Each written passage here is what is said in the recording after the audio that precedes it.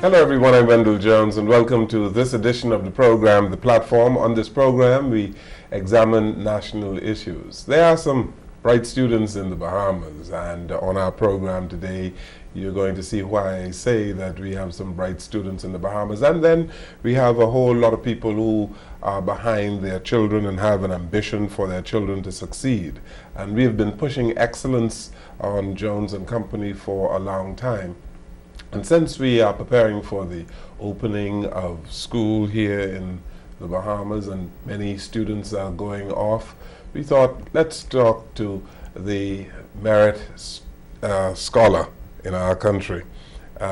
You would probably have heard of Gabrielle Morse, a student of Bishop Michael Eldon High School in Freeport, who got this award and got this scholarship recently. Well, she is our guest on the program today, and she is accompanied by her mother, Wendy Moss. It's a pleasure to have them both out of Grand Bahama here today. Welcome to the program. Thank you. Congratulations to you. Thank you. For having won that award, that prestigious award. You knew that you were going to get it? Well, when they called me, I knew I was going to get a scholarship. They called me 2 days before I came in Nassau last Thursday. But when they called me, I heard 25,000. I was still elated, yes, mind you. But I called relatives. I was like, I got second place. But it wasn't really until the night before when I was asked to write a thank you that I began to consider that maybe I actually did win it. And last Thursday when it was confirmed, then I really knew for sure. You don't ask a young lady her age, but I'm going to ask you for the purpose of this program. How old are you? I am 16 years old. You are 16. Yes, sir. And from all accounts, you've been an A student all your life. Is that right? Yes, sir. Yes, sir. Are you what you would call an exemplary student?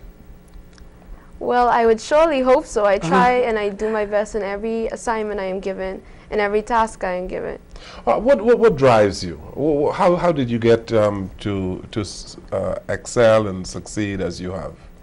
Well, there are different factors. One is truly family motivation, because I will be honest with you, I have a really great support at home.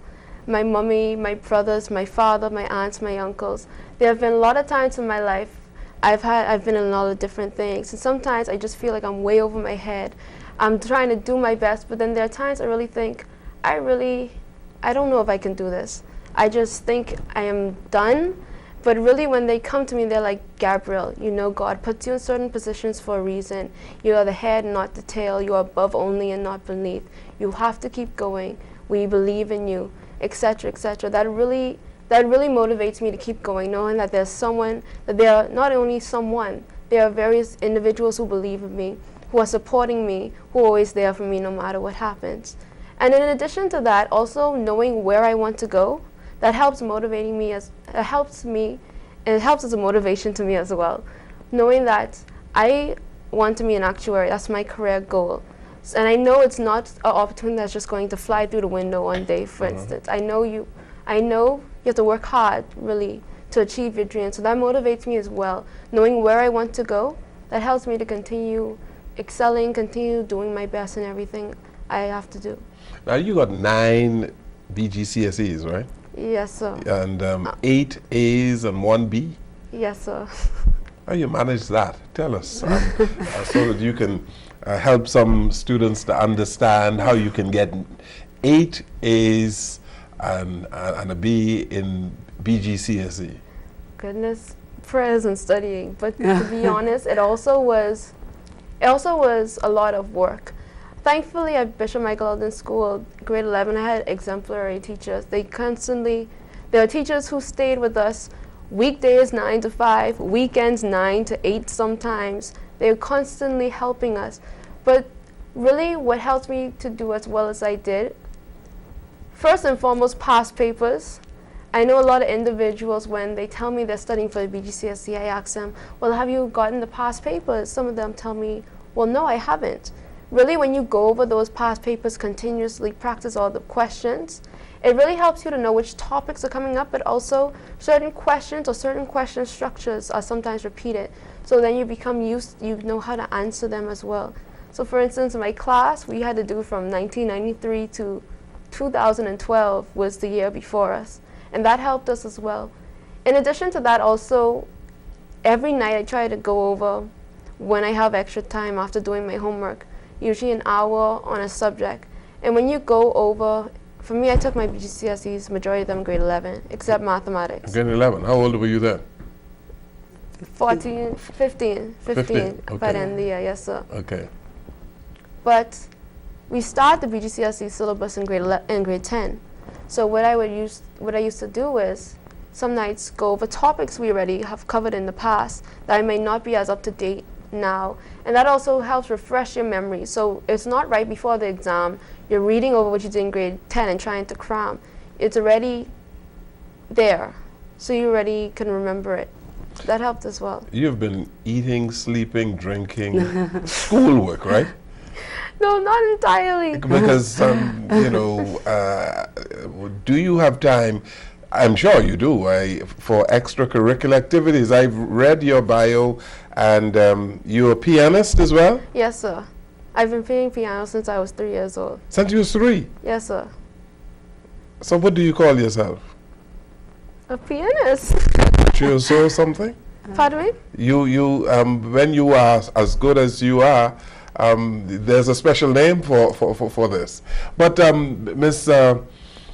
Morse, you are her mother, and when did you realize that you had such an exemplary child? I would say very early on. Gabrielle entered Bishop Michael Eldon. It was then Discovery Primary, Freeport Anglican High School at 2. She was not quite 3. She entered the nursery department. We had someone at home, but all my kids are precocious because we tried to inculcate that type of environment. You read to them from the womb.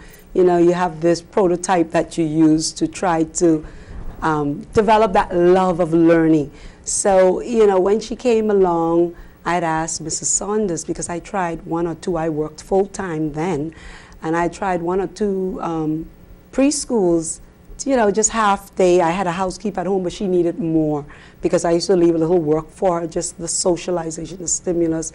And they decided that, you know, even though she's not 3, we're not going to, because I had asked them to leave in nursery for 2 years, but after 2 weeks they said to me, she's going to be going up with the others. The good thing was she was big for her age, and so she kind of fitted in well with them. And but it's simply motivating. It's not rigid. You know, we have a lot of fun. We believe in the balanced child. So she plays softball. She does the piano lessons.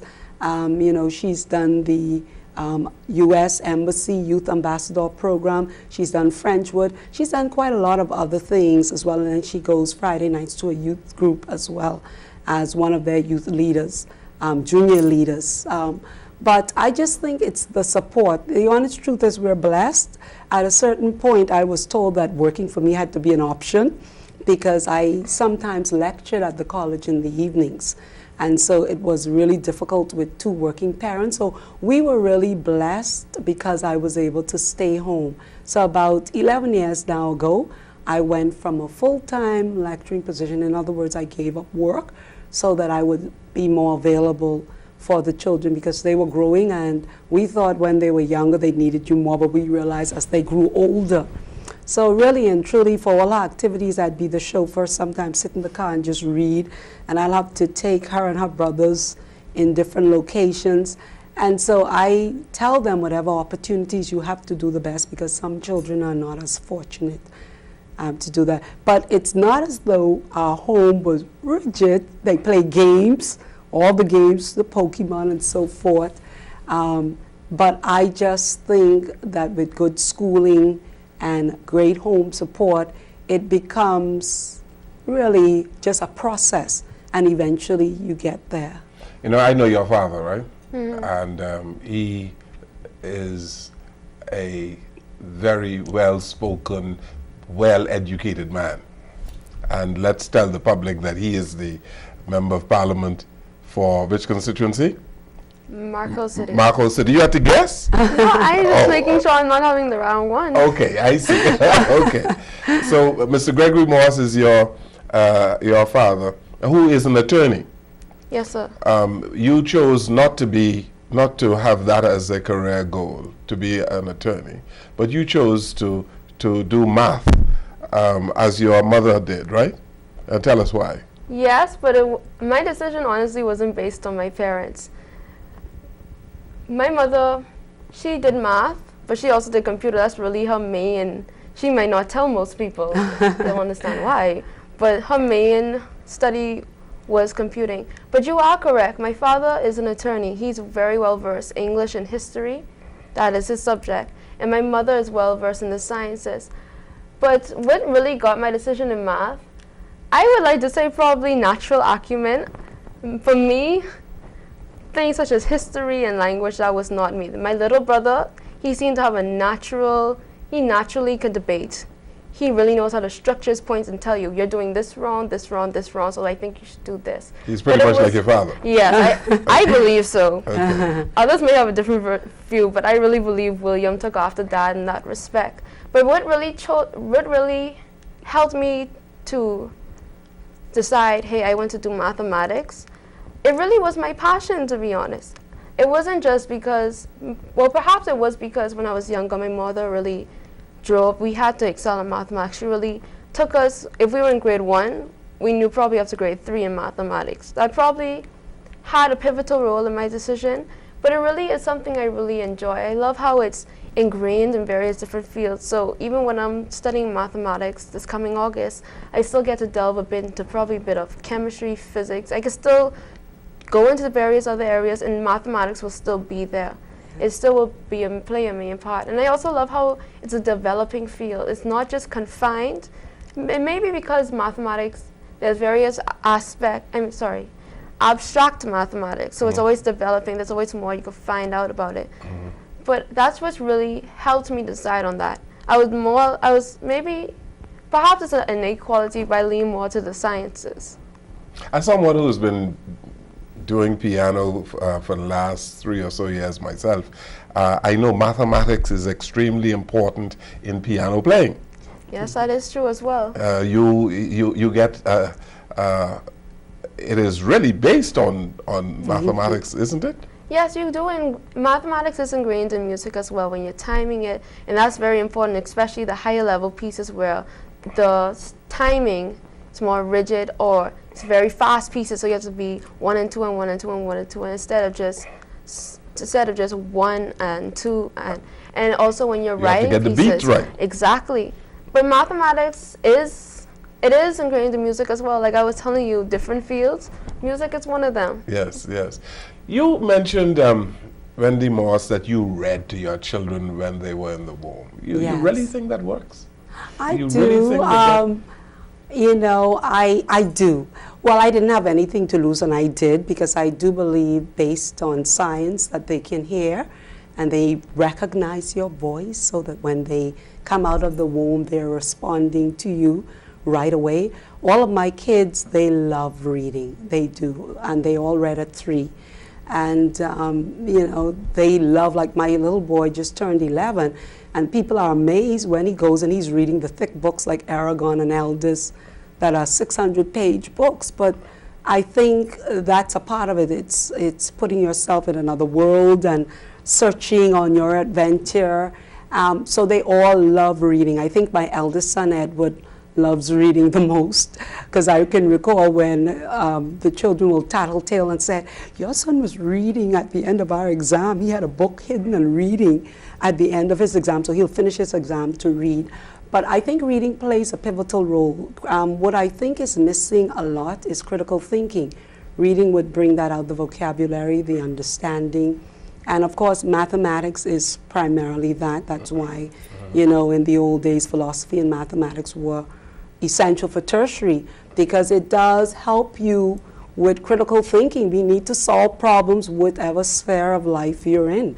So it's an interesting one. And if I might just add with the music, I was, after the first child, you learn, and I recognize that music, I found, the research showed that children who had an acumen or they continued music, whether they were great or not, it helped them to improve in sciences and math.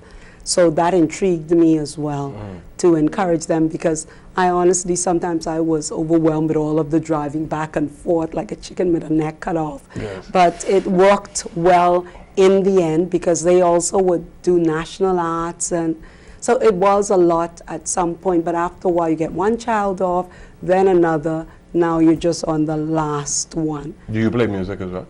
I had started, but I never had the opportunity because I was also an athlete. Okay. And I used to stay behind very late, so I couldn't continue.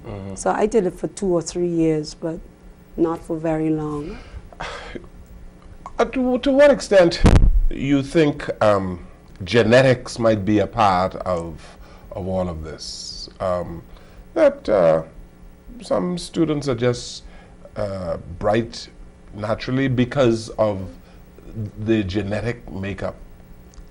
Well, from what I've read and what I've seen, I've been teaching 20-odd years, lecturing at the tertiary level, so I see the children, yes, 20-something years. You started when you were a little girl. Okay. And I've been affiliated with the college for 22 years now. Okay. And so I get to see the best students coming from all schools. And then also I started, when I stayed at home with my children to give back to the community, I started an after-school learning center, which went into preschool learning because I needed to educate my youngest son and I wanted him to have qualitative. But what I've seen, it's not that. I do believe that there are some extreme cases if you research where children have these cells or their structure where they can become geniuses.